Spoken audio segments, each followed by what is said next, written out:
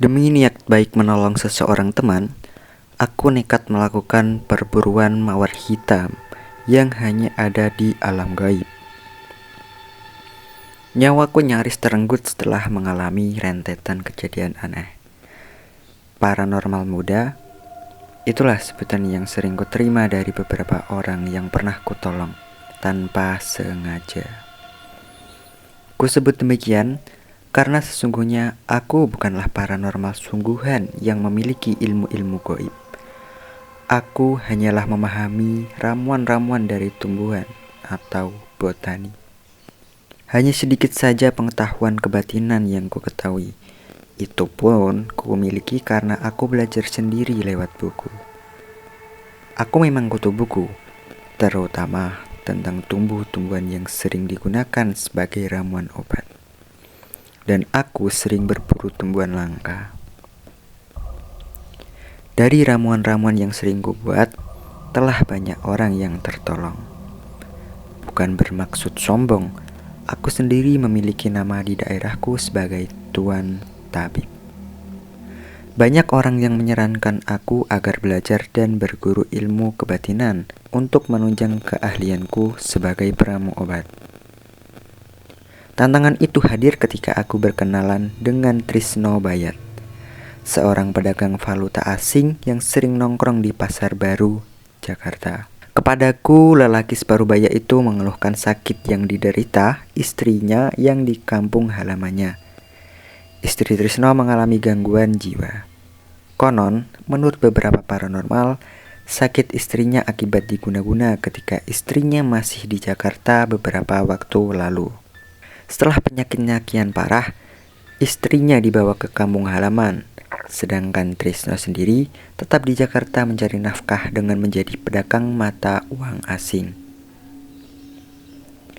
Menurut Trisno, dari sekian banyak paranormal, rata-rata mereka mengatakan bahwa sakit istrinya itu akibat guna-guna yang dilakukan seorang dukun dari ujung kulon. Konon, dukun ini amat sakti dan menyembah berhala. Didapat dari keterangan pula bahwa guna-guna itu akan luntur bila istrinya memakan bunga mawar hitam. Katanya, hanya itu salah satunya obat sebagai penawar. Kepadaku, Pak Trisno meminta bantuan agar dicarikan bunga itu. Aku bingung, sebab aku sendiri pun belum pernah melihatnya selain hanya mendengar namanya saja. Sebuah permintaan yang tak mungkin aku dapatkan.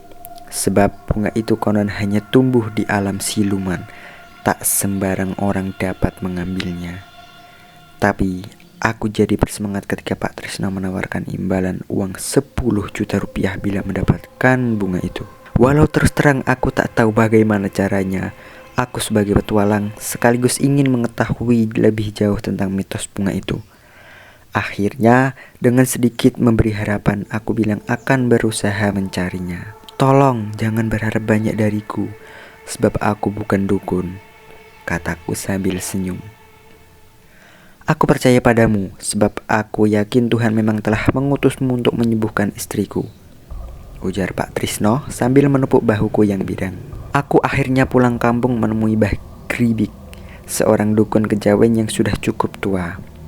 Setelah mengutarakan maksud, dengan sedikit berkelakar, Mbah Gribik mengatakan bahwa bunga itu hanya ada di dongeng saja. Tapi aku terus mendesaknya hingga aku disarankan untuk lelaku mencari petunjuk.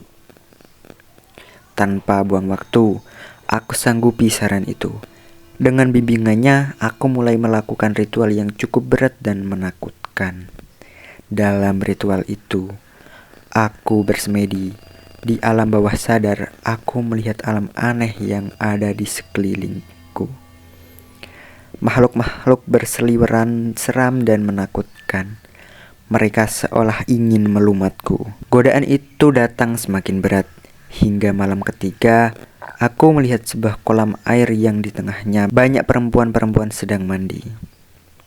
Mereka sangat cantik, mirip bidadari. Di tepi kolam itu, di atas bebatuan, sempat kulihat pula beberapa orang menatapku dengan wajah gerakan tubuh menggoda birahiku.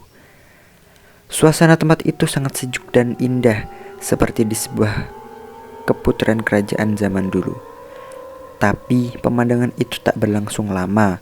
Ketika terdengar kokok ayam, para bidadari itu seperti terkejut lalu saling berebutan untuk keluar dari kolam. Konsentrasiku buyar pula akhirnya.